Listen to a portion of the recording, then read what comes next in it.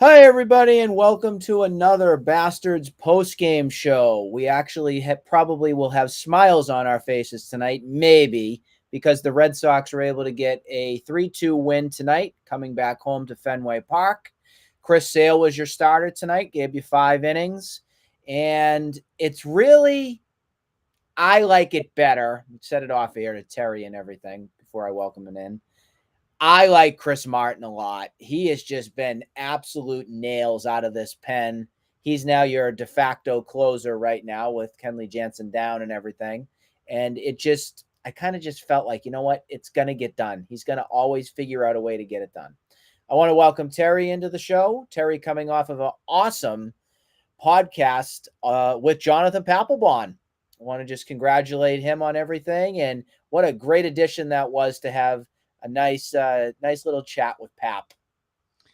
Yeah, that's available on Apple Podcasts, Spotify, all the major platforms if anyone hasn't heard it yet. But yeah, I don't like to have current or too recent players on because inevitably I will have had a mean tweet about them. And, that's just part of the day-to-day grind of being a content creator. So typically we just don't have too many of them on the show. But Papelbon's been out of the game for a while, and I can't think of anybody more entertaining to have on. So it was kind of fun. And as far as coming into this with a smile, this episode tonight, this post game, I've had a smile for the last week. And True. doesn't matter if we win or lose at this point. I got my wish. Bloom is gone. And lots to do over the off season, but one thing we won't have to look for is an 8th or 9th inning guy. So that part of the bullpen, they each have a 1-year. It was a 2-year deal, I should say, for Jansen and Martin. So they'll both be back. Do we back. need to give Chaim Bloom credit for those? Here's the hilarious thing. Last I checked, and it's been several days, we have the number 19th ranked bullpen with arguably the best 8th inning guy in MLB. His ERA is right around 1. And Jansen hasn't been like stellar, but he hasn't been terrible either. Steady. So with those two being very good, you've still got the 19th ranked bullpen, and it goes back to the rotation for not being able to go 5 or 6 innings. So the bullpen stats have suffered because these guys are coming into the game, in the 4th, 5th inning, sometimes even the 3rd, if one of the starters gets lit up. So I mean, that's what happened to Bayo from Wednesday. I mean, he only went 3 innings, and you really had no choice on what you were going to do in that bullpen in the 4th inning. So I won't give Bloom too much credit, but I am glad we didn't trade Martin or Jansen in hindsight at the deadline, to get prospects back out of it. Yeah, they're big parts of 2024, and you can only hope that Chris Martin, I mean, this season that he's putting up is just historic on the numbers that he has. But hopefully Kenley Jansen can actually do better next season. Steady this season, but let's hope for a little bit more. You mentioned the 5 innings when we were talking about the pitchers and everything. That was what Chris Sale gave you again tonight. Do you think that's just the go-on average of what he's going to give you if he's in a rotation?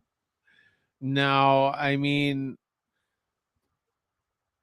well, I should say, I don't expect the velocity to ever come back up. And I know he was hitting 93, 94, 95 at various points tonight, but I just don't know how he'll sustain that, over the course of a season. I have no hope whatsoever that he's going to give you 120, 130 innings next year. I hope we can move him. I hope you get a team that's stupid and desperate. I mean, it's 1 year remaining, and it's somewhere between 25 and 30 million. I can't remember how the final year of it was structured, but I'd love to. I'm just so tired of that small faction of the fan base arguing with us over the course of a winter that Chris Sale's going to have a good year this year. And yeah, we can't keep saying this. We can't. We just need to turn the page, move it on forward, figure out what it's going to be next. But to rely upon a Chris Sale again next year, I can't do that. I can't. So it's time to move on to bigger and better. He'll have one more start before the season ends a week from Sunday. So if that's a good one, maybe some team is willing to take a flyer, or maybe some team says, you know what, eat 10 million of it, we'll take him off your hands, and do that. That's the other thing that, yes, these games are meaningless and everything, but putting up some trade value is also important here to get some more worth out of these guys. One of those guys in particular, Bobby Dahlbeck. Again, he's been very steady with the bat and somebody that could be helping himself get to another home this offseason. What do you think on that?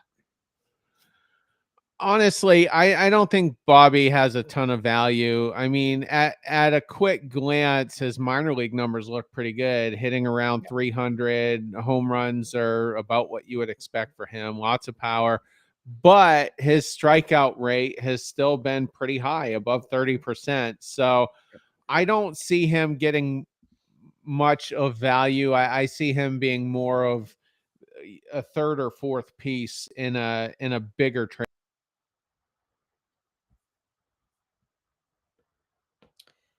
Yeah, that could end up being exactly what the case is. It looks like Terry might have frozen up here a little bit, but the other thing to look at as well with what this team's going to look like when the offseason hits, not just Bobby Dahlbeck, but again, Trevor Story tonight went 3 for 4 with the bat.